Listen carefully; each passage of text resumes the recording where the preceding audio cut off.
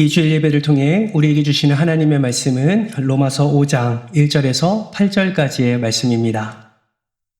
로마서 5장 1절에서 8절까지의 말씀, 우리 신약성경 244면에 있습니다.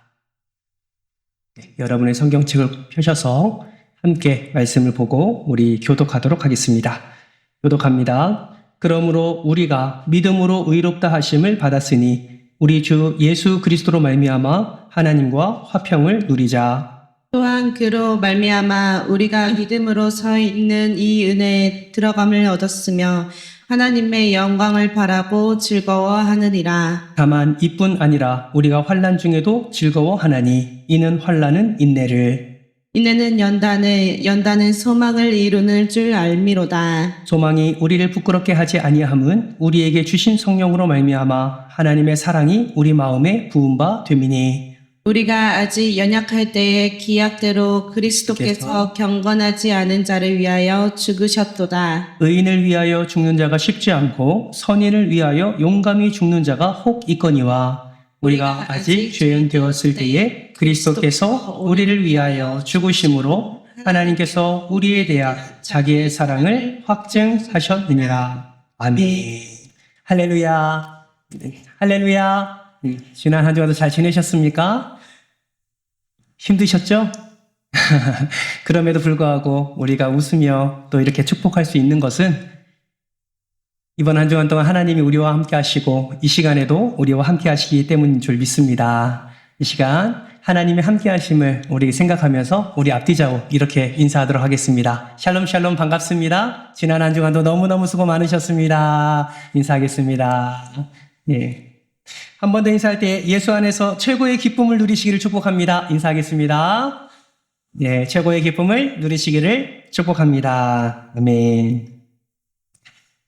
우리는 지난주 아브라함의 의에 대해 살펴보면서 아브라함이 의롭게 된 것은 율법을 잘 지켜서가 아니라 할례를 행했기 때문에가 아니라 오직 믿음으로 말미암아 의롭다함을 얻었다라는 내용을 우리가 함께 살펴보았습니다. 그리고 그 믿음이 우리의 삶 속에서 유익을 주는데 그 유익은 우리의 일상 가운데 구원의 은혜를 누림과 동시에 뿐만 아니라 일상 가운데서 상상할 수 없는 하나님의 놀라운 역사를 경험하게 되고 그리고 그 믿음 자체가 우리 하나님의 마음을 기쁘시게 한다라는 것을 함께 살펴보았습니다.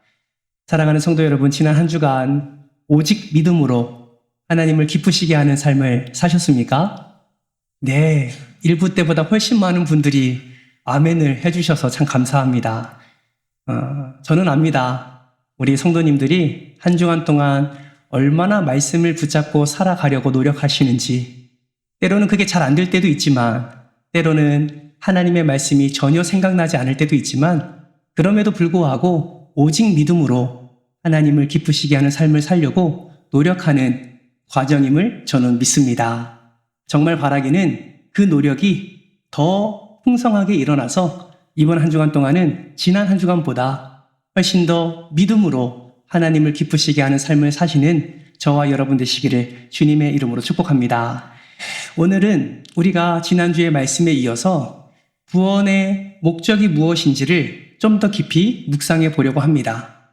지난주에는 구원을 어떻게 얻게 되었는지, 어떻게 의롭다함을 얻게 되었는지를 살펴보았다면 도대체 그러면 하나님께서 왜 우리에게 믿음을 주셔서 우리에게 구원의 은혜를 허락해 주셨는지 그 핵심적인 내용으로 한 걸음 더 들어가 보려고 합니다. 바라고 소망하기는 오늘 말씀을 통해서 우리를 구원하신 하나님의 구원의 목적을 발견하는 귀한 시간 되시기를 다시 한번 주님의 이름으로 축복합니다. 먼저 우리가 구원의 목적에 대해서 함께 살펴보기 전에 우리가 점검해야 될 것이 있습니다. 제가 이제 여러분에게 질문 한 가지를 할 텐데 여러분 이 질문을 듣고 내가 그 질문에 확신한다면 정말 마음을 다해서 부끄러워하지 마시고 큰 소리로 아멘으로 반응해 주시면 너무 좋을 것 같습니다. 질문 하나 드릴까요? 여러분은 예수 그리스도의 십자가 사랑을 통해 여러분의 모든 죄가 깨끗하게 씻겨지게 되고 그 예수 그리스도의 속량의 은혜로 말미암아 구원을 받았음을 여러분 확신하십니까? 아멘이신가요? 예, 아멘입니다. 그 아멘으로 고백한 이들이 하나님의 백성이요. 그들이 곧 예배자임을 저는 믿습니다. 그렇다면 이러한 구원의 확신 가운데 혹시 여러분 이러한 생각 해본 적 있으십니까? 하나님이 예수로 말미암아 나를 구원해 주셨는데 그렇다면 왜 하나님은 나를 구원하셨을까? 아무런 존재도 아닌 나, 그 어떤 것도 드러낼 수 없는 나, 뭔가 자랑할 것이 하나도 없고 아무 공로도 내세울 것이 없는 나를 왜 하나님은 믿음을 선물로 주시고 그 예수를 믿음으로 말미암아 우리가 구원의 확신의 질문에 아멘 할 수 있도록 이 은혜를 베풀어 주셨을까? 여러분 혹시 이런 생각 해본 적 있으십니까? 이런 질문을 할 때 많은 분들이 이러한 생각을 합니다. 가장 흔하게 떠올리는 한 단어 생각하게 되지요. 그 단어가 무엇이냐면 바로 사랑입니다. 나를 사랑하셨기 때문에 나에게 믿음을 주셨고 나에게 은혜를 주셨고 예수를 보내주셨고 그 속량의 은혜로 말미암아 나를 사랑하셨기 때문에 나에게 구원의 은혜를 허락해 주셨다. 여러분 이 또한 아멘이십니까? 아멘이지요. 맞아요. 하나님 우리를 사랑하시기 때문에 이 은혜를 허락해 주셨습니다. 그렇다면 이 질문도 한번 우리가 답을 찾아볼까요? 그렇다면 그런 나를 왜 사랑해 주셨을까요? 아무것도 드러낼 것이 없는 나를 도대체 왜 사랑하셨을까요? 이 질문에는 많은 분들이 쉽게 답을 하지 못합니다. 여러분 그 이유가 무엇일까요? 그 이유는 그 사랑의 개념, 사랑의 그 정의, 그 사랑을 알고 있는 내가 알고 있는 사랑으로 하나님의 사랑을 생각해 보니까 답이 없는 거예요. 여러분 내가 알고 있는 사랑은 어떤 사랑입니까? 내가 알고 있는 사랑은 세상이 말하는 사랑은 조건 있는 사랑을 말합니다. 지난번에도 한번 말씀드렸죠? 성경이 말하는 사랑 가운데 에로스 사랑이 있습니다 라고 말씀드렸어요. 그 에로스 사랑은 육체적인 사랑을 말하는 것이 아니라 헬라어 원문을 보면 에로스라는 단어는 조건 있는 사랑을 의미합니다. 실제로 우리의 삶을 돌이켜보세요. 여러분 우리는 얼마나 조건 있는 사랑을 하는지 모릅니다. 여러분에게 질문합니다. 여러분의 배우자를 사랑하십니까? 큰일 났네. 어쩜 이렇게 반응이 없으신지 사랑 안 하세요? 다시 한번 질문합니다. 여러분 배우자 사랑하십니까? 아유 억지로 아멘 하시는 것 같아서. 사랑하지요 여러분. 그런데 살다 보면 경험하지 않습니까? 때로는 가장 가까이 있는 배우자를 사랑함에 있어서도 우리는 조건을 찾습니다. 또 질문해 볼까요? 여러분 자녀 사랑하세요? 여러분 손주들 사랑하십니까? 너무너무 사랑스럽죠. 그런데 그 손주, 그 자녀들을 사랑함에 있어서도 때로는 부모인 우리가, 때로는 조부모인 우리가, 때로는 조건을 찾으며 사랑을 하고 있음을 우리의 삶 속에서 발견하게 됩니다. 여러분 세상에서 말하는 사랑은 조건 있는 사랑이에요. 그 조건 있는 사랑으로 하나님의 사랑을 판단하려 하니 그 이유를 발견할 수가 없는 것이죠. 여러분 하나님의 사랑은 어떤 사랑입니까? 조건 있는 사랑이 아니라 조건 없는 사랑이지요. 이유 있는 사랑이 아니라 이유 없는 사랑입니다. 우리는 그 사랑을 뭐라고 말해요? 아가페다라고 말을 하지요. 여러분 그 조건 없는 사랑이 우리에게 임했습니다. 그 조건 없는 사랑, 그 이유 없는 사랑이 우리가 대상이 되었어요. 그래서 하나님께서는 우리를 태초전부터 선택하시고 우리를 부르셨고 우리에게 믿음을 선물로 주시고 그 믿음을 아멘으로 반응하는 자마다 그 십자가의 사랑과 그 십자가를 통해서 허락해 주시는 구원의 은혜를 허락해 주신 줄 우리는 믿습니다. 아멘이십니까? 그렇다면 여러분, 우리는 조건 없는 사랑을 받았다면 우리는 이 조건 없는 사랑에 대해 어떠한 마음과 자세와 태도를 가져야 될까요? 때로는 그리스도인들이 너무나 뻔뻔하게 이 조건 없는 사랑을 당연하게 여깁니다.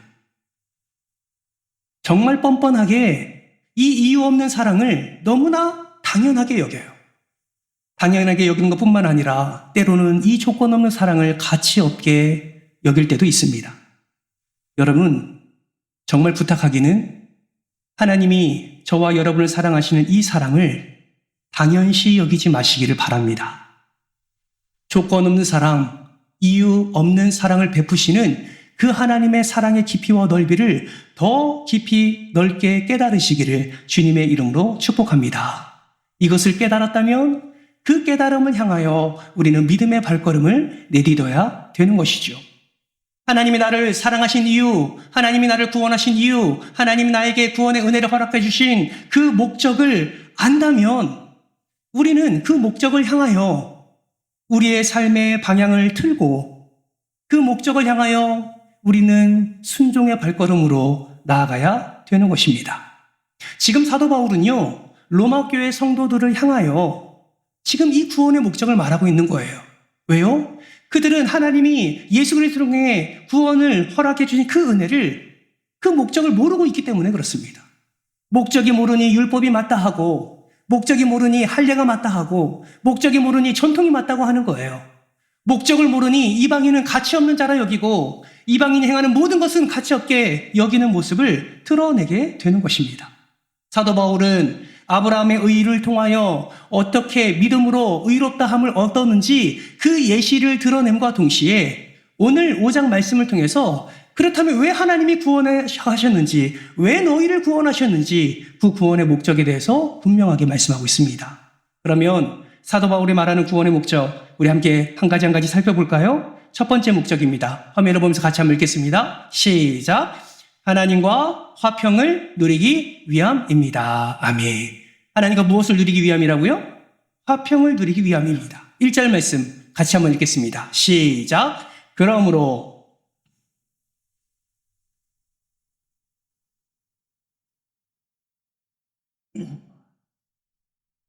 아멘. 사도 바울이 말합니다. 아브라함의 의를 예시로 들고 말합니다. 그러므로 무엇을 의미합니까? 결론적으로 정리해서 말하는 거예요. 우리가 믿음으로 의롭다 하심을 받았으니, 다시 말하면 우리가 믿음으로 말미암아 구원을 받았으니 라고 말하는 것입니다. 그러면서 그 구원의 목적을 무엇이라고 설명합니까? 하나님과 화평을 누리기 위함이다 라고 지금 강조하고 있는 것입니다. 하나님과 화평을 누리기 위함이다. 여러분, 그렇다면 하나님과 함께 누릴 이 화평은 도대체 무엇을 의미하는 것일까요? 지난번에도 이 화평에 대해서 한번 설명해 드린 적이 있어요. 혹시 기억하십니까? 화평이라는 단어 헬라어가 에이레네라는 단어였습니다. 우리 한글 성경에는, 우리 개역개정 성경에는 이 에이레네라는 단어를 가지고 문맥에 따라서 4가지로 번역을 해놨어요. 첫 번째는 오늘 본문 말씀의 화평, 두 번째는 평강, 세 번째는 평화, 네 번째는 평안입니다. 문맥에 따라서 우리 한글 성경은 평강, 평안, 평화, 화평이라는 단어로 번역을 했지만 원문을 보면 같은 단어예요. 이 말은 같은 의미로 해석해도 무방하다라는 것이죠. 그렇다면 화평이라는 단어가 어떤 의미이길래 지금 사도 바울은 이 하나님께서 우리를 구원하신 목적, 첫 번째 목적으로 이 화평을 말하고 있을까요? 이 화평을 먼저 우리가 살펴보기 전에 우리가 함께 살펴봐야 될 화평이 있습니다. 또 다른 평안, 또 다른 평화가 있어요. 그것이 무엇이냐면 세상이 말하는 평화입니다. 세상이 말하는 평화, 로마 시대 때 이 평안과 이 평화를 무엇으로 표현했냐면 팍스로 표현했습니다. 팍스. 이 팍스는 3가지 조건이 충족되어야 됩니다. 지난번에 한번 말씀드렸어요. 군사적으로 전쟁이 없어야 됩니다. 정치적으로 안정되어야 됩니다. 경제적으로도 안정되어야 돼요. 세 번째는 로마 안의 모든 다민족 가운데 민족과 민족의 갈등이 없어야만, 이 3가지가 없어야만 팍스, 평안을 말할 수가 있습니다. 그런데 하나님께서 허락해 주신 화평의 은혜는 무엇입니까? 이러한 조건과는 상관이 없는 거예요. 다시 말하면 전쟁이 있어도 하나님과 화평을 누릴 수 있습니다. 다시 말하면 경제적으로 어려움이 있고 정치적으로 불안정한 상황 가운데 있다 할지라도 하나님과 화평을 누릴 수 있어요. 다양한 언어, 다양한 민족 간의 갈등, 심지어 한민족이라 할지라도 우리 안에 일어나는 수많은 갈등이 일어난다 할지라도 하나님과의 화평을 누릴 수 있습니다. 어떤 자가요? 구원 얻은 자가. 오직 예수 그리스도를 나의 주요, 나의 하나님으로 인정하는 자가, 오직 그 십자가의 사랑을 인정하고 그 보혈의 피로 말미암아 내 죄가 씻김 받고 오직 하나님의 은혜로 말미암아 구원 얻었음을 확신하는 자가 하나님이 허락해 주시는 이 화평의 은혜를 누릴 수 있다라고 말하고 있는 것입니다. 여러분, 사실 우리가 많은 복들을 추구하죠. 우리가 많은 복들을 향해서 열심을 냅니다. 얼마나 우리 열심히 살고 있습니까? 얼마나 땀을 흘리며, 얼마나 때로는 몸을 혹사시키며, 얼마나 여러분 열심히 살고 있습니까? 때로는 이 열심의 방향이 어디입니까? 세상이 말하는 팍스 아닙니까?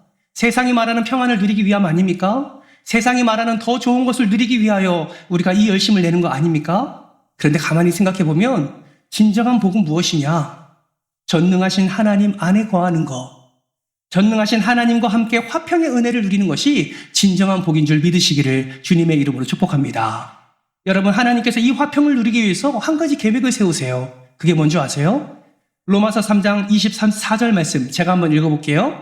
이렇게 말씀합니다. 그리스도 예수 안에 있는 성령으로 말미암아 하나님의 은혜로 값없이 의롭다 하심을 얻은 자 되었느니라. 누가요? 우리가요.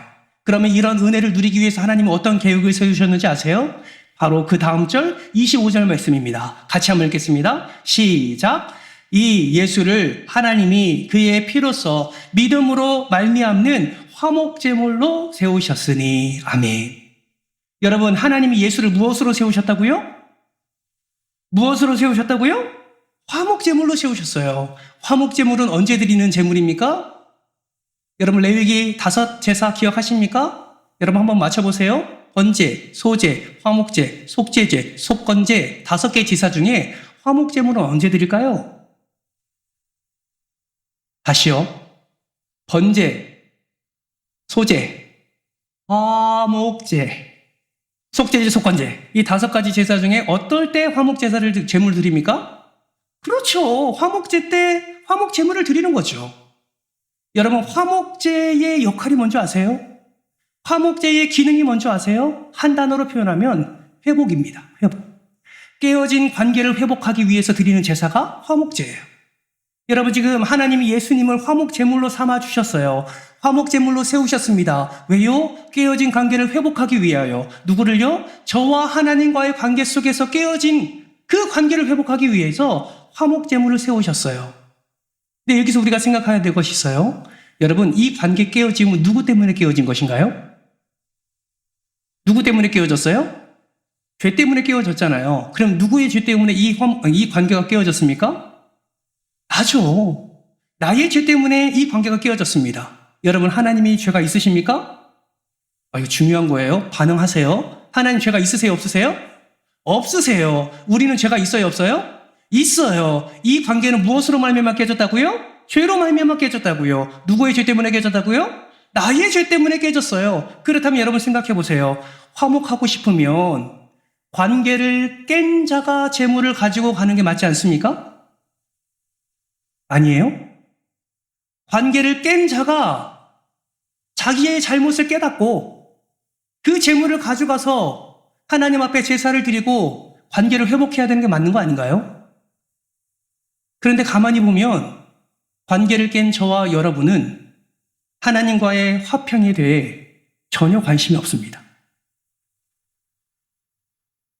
죄로 말미암아 관계가 깨어진 저와 여러분은 하나님과 화평을 누리는 것에 1도 관심이 없습니다. 하나님만이 난리를 치시는 것이죠. 하나님이 친히 화목제물을 세우십니다.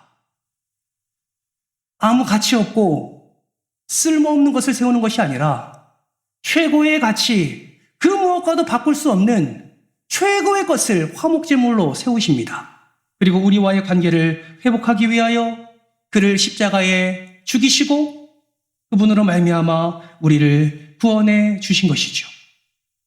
여러분, 우리는 왜 그 화목에, 그 화평에 관심이 1도 없습니까? 오늘 본문 8절 말씀 보실까요? 8절 말씀 같이 한번 읽어보겠습니다. 시작. 우리가 아직 죄인 되었을 때에 그리스도께서 우리를 위하여 죽으심으로 하나님께서 우리에 대한 자기의 사랑을 확증하셨느니라. 여러분, 우리는 왜 관심이 1도 없을까요? 우리가 죄인 되었을 때였기 때문입니다. 여러분, 우리가 죄인이었을 때는요, 하나님이 생각나지 않아요. 여러분, 그런 거 많이 경험해 보지 않습니까? 내가 일상에서 죄를 지을 때요, 그 죄를 지을 때 하나님이 생각나시던가요? 하나님이 생각나시면 그 사람은 진짜 축복받은 사람입니다. 죄 가운데서 하나님이 생각한다는 것은 정말 그 사람은 축복받은 사람이에요. 대부분은요, 죄를 범할 때 하나님 생각하지 않습니다. 하나님과 관계가 완전히 끊어져 버립니다. 하나님과 화평 말도 안 됩니다. 생각하지 않아요. 그런데 하나님은 그런 저희들을 불쌍히 여기셔서 우리가 죄인 되었을 때에 하나님은 그리스도를 우리에게 보내셨고 우리를 위하여 그를 죽이심으로 말미암아 우리에 대한 자기의 사랑을 확증하셨습니다. 여러분, 도대체 왜 이렇게 하셨을까요? 왜 우리는 관심도 없는데 하나님은 왜 이렇게 우리에게 이 조건 없는 사랑, 이 무한한 사랑, 이 하나님의 놀라운 화목제물을 우리에게 허락해 주셨을까요? 그 이유를 우리는 데살로니가 전서 5장 10절 말씀을 통해서 확인할 수 있습니다. 화면을 통해서 같이 한번 읽어볼까요? 시작! 예수께서 우리를 위하여 죽으사 우리로 하여금 깨든지 자든지 자기와 함께 살게 하려 하셨느니라. 아멘. 따라해볼까요? 함께 살려 하심이라. 한 번 더 함께 살려 하심이라. 여러분, 왜 하나님께서 화목제물을 세우셔서 우리로 하여금 화평을 이루셨습니까? 함께 살려 하시려고. 우리가 자든지 깨든지, 우리가 걷든지 뛰든지, 우리가 넘어지든지 쓰러지든지, 우리가 괴로움 가운데 눈물을 흘리든지 그렇지 않든지 하나님은 저와 여러분과 함께 하고 싶으셔서 이 화평의 은혜를 누리고자 예수 그리스도를 우리에게 보내주셨습니다. 여러분, 왜 하나님이 이 구원의 은혜를 허락해 주셨습니까? 우리와 함께 하고 싶으신 거예요. 여러분, 잊지 마세요. 하나님은 여러분과 함께 하고 싶어 하십니다. 여러분의 가정에서 여러분과 함께 하고 싶어 하시고, 여러분의 일터에서도 여러분과 함께 하고 싶어 하시고, 심지어 우리가 하나님을 찾지 않을 때라도 하나님은 우리와 함께 하고 싶으십니다. 이 사실을 마음에 새기시기를 주님의 이름으로 축복합니다. 그럼 이 사실을 마음에 새기시고 다시 한번 질문할 거예요. 여러분, 이제 이 마음에 새긴 이 말씀에 의지하여 여러분 반응하시기 바랍니다. 여러분, 예수 그리스도를 믿음으로 말미암아 여러분은 구원 받았음을 확신하십니까? 확신하십니까? 아멘. 여러분, 이 아멘의 의미가 뭔지 아세요? 나도 하나님과 함께 하고 싶습니다 라는 의미인 것이에요.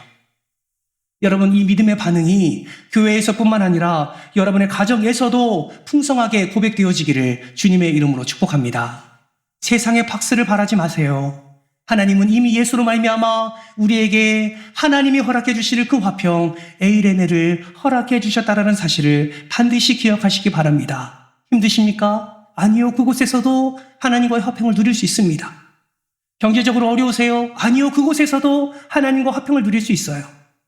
여러 가지 삶의 질고로 눈물 흘리고 계십니까? 그 눈물 흘리는 자리에서도 우리가 구원하신 하나님, 조건 없이 이유 없이 나를 사랑하시는 그 하나님을 바라볼 때에 그 자리에서도 우리는 하나님과의 화평을 누릴 수 있음을 여러분 반드시 기억하시기를 주님의 이름으로 축복합니다. 이번 한 주간 동안 여러분의 삶 속에 저는 정말 소망하기는 이런 아픔이 없었으면 좋겠어요. 이런 슬픔이 없었으면 좋겠습니다. 질병 가운데, 연약함 가운데 여러분이 놓이지 않았으면 좋겠습니다. 그러나 그러할지라도 여러분을 축복하기는 그러한 상황 속에서도 우리를 위해서 화평을 이루시는 그 하나님의 놀라운 구원의 목적을 기억하며 더 예수 그리스도께로 가까이 나아가는 저와 여러분 되시기를 주님의 이름으로 축복합니다. 구원의 목적 두 번째, 하나님의 영광을 바라고 즐거워하기 위함입니다. 여러분, 오늘 본문 2절 말씀 같이 한번 읽어볼까요? 함께 읽습니다. 시작! 또한 그로 말미암아 우리가 믿음으로 서 있는 이 은혜에 들어감을 얻었으며 하나님의 영광을 바라고 즐거워하느니라. 아멘. 여러분, 구원받은 백성들의 특징이 무엇인지 아십니까? 구원받은 백성들의 특징은 하나님의 영광을 바라고 소망하는 것입니다. 구원받은 자의 특징은 가정에서나 사업장에서나 일터에서 하나님의 영광을 바라고 그 하나님의 영광을 즐거워하는 것이 구원받은 백성의 특징이다라는 것이죠. 그래서 우리는 이 구원받은 자답게 매일매일 우리는 하나님 앞에 엎드려 이렇게 기도합니다. 하나님, 허락하신 교회와 가정과 직장에 하나님의 영광이 가득하게 하여 주옵소서. 나라를 위해서 기도할 때에도 하나님 이 나라가 하나님의 영광으로 채워주시고 이 하나님의 영광으로 이 나라가 다시금 부흥의 은혜를 허락하여 주옵소서. 우리가 이렇게 기도하지 않습니까? 구원받은 백성의 특징은 이러한 하나님의 영광을 바라고 즐거워하는 데 있습니다. 그렇다면 여러분, 도대체 우리가 지금 말하고 있는 이 하나님의 영광, 지금 우리가 많이 고백하고 있는 이 영광은 도대체 어떤 의미가 있을까요? 우리도 임내송 할 때 두 손을 들고 영광 하지 않습니까? 도대체 이 영광이 어떤 의미가 있길래 우리는 계속 두 손을 들고 사모하는 마음으로 영광 찬송을 하는 것일까요? 이 의미를 알려면 신구약 성경에서 이 영광이 고백되어졌던 그 사건들을 우리가 생각해 보면 이 영광의 의미가 무엇인지를 우리는 확인할 수가 있습니다. 여러분, 구약 성경에만 39권 중에 280번이 영광이라는 단어가 기록되어 있고 신약 성경에도 167번이 영광이라는 단어가 기록되어 있어요. 여러분, 도대체 영광은 어떤 의미가 있을까요? 구약 성경을 살펴보면 영광이라는 단어는 이럴 때 쓰여졌습니다. 여러분 잘 들으세요. 하나님의 계시와 하나님의 구원의 능력이 나타날 때 영광이 단어가 쓰였어요. 하나님의 무엇과? 계시와 하나님의 구원의 능력이 나타날 때 구약 성경에서 영광이라는 단어가 쓰여졌습니다. 그러면 신약 성경에서는 어떻게 영광이라는 단어가 쓰여졌을까요? 첫 번째, 조금 전에 보셨던 하나님의 존재의 양식으로서의 영광입니다. 이거는 요한복음 1장 14절 말씀을 통해서 확인할 수 있어요. 같이 한번 말씀을 읽어볼까요? 1장 14절입니다. 요한복음 시작. 말씀이 육신이 되어 우리 가운데 거하심에 우리가 그의 영광을 보니 아버지의 독생자의 영광이요 은혜와 진리가 충만하더라. 아멘. 여러분, 예수님이 이 땅에 오신 그 놀라운 말씀 아닙니까? 말씀이 육신이 되어 오신 예수님을 많은 이들이 바라봅니다. 그런데 그 예수 그리스도의 존재를 어떻게 표현하고 있습니까? 아버지의 독생자의 영광이라고 표현하고 있습니다. 영광이라는 의미는요, 하나님의 존재 양식으로서의 영광을 나타냅니다. 두 번째는 어떤 의미가 있냐면 예수님의 능력 행하심의 영광이라는 단어가 드러납니다. 여러분, 요한복음 11장 4절 말씀 한번 보실까요? 함께 읽겠습니다. 시작. 예수께서 들으시고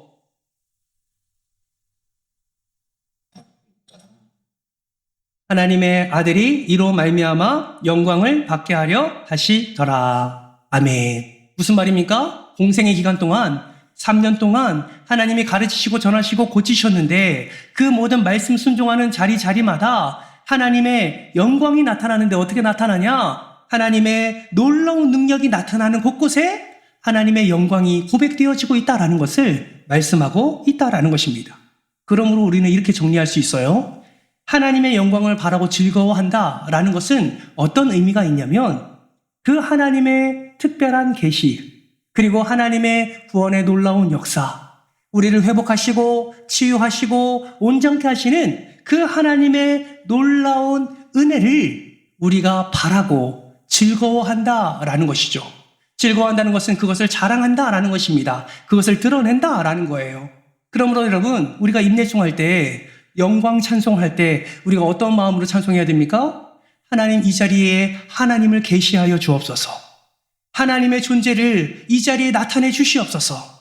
하나님의 구원의 능력, 하나님의 놀라운 역사, 예수 그리스도의 행하신 그 놀라운 능력이 예배 가운데 임하여 주시옵소서. 이러한 은혜를 사모하면서 우리가 임내송으로 우리의 입술로 하나님을 찬양하는 것입니다.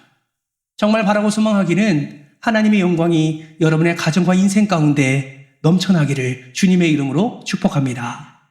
신학자 머레이는 하나님의 영광을 즐거워한다는 말이 곧 하나님의 영광을 최고로 기뻐하고 자랑하는 것을 가리킨다라고 말했습니다.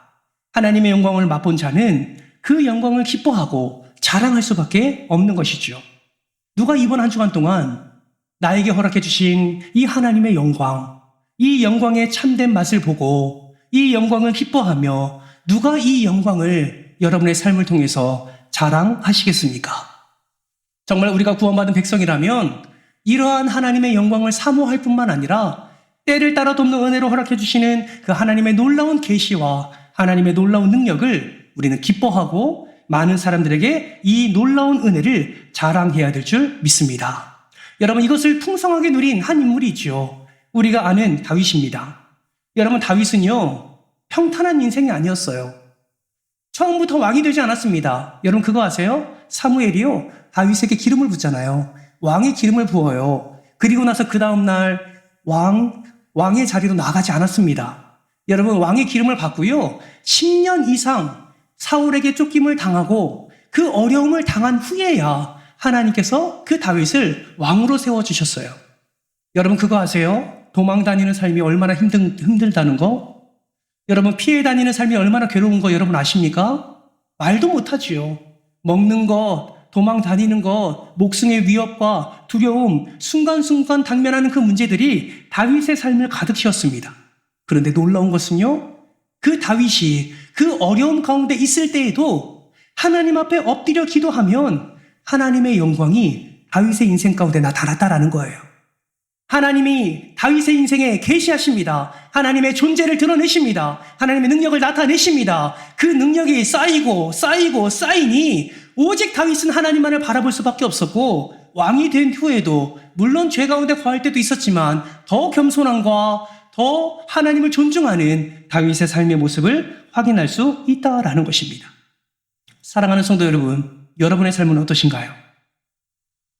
혹여나 우리의 삶 속에서도 어려움을 당면할 때 다윗처럼 너무나 견딜 수 없는 상황 가운데 있을 때 다윗처럼 여러분은 하나님의 영광을 바라고 계십니까?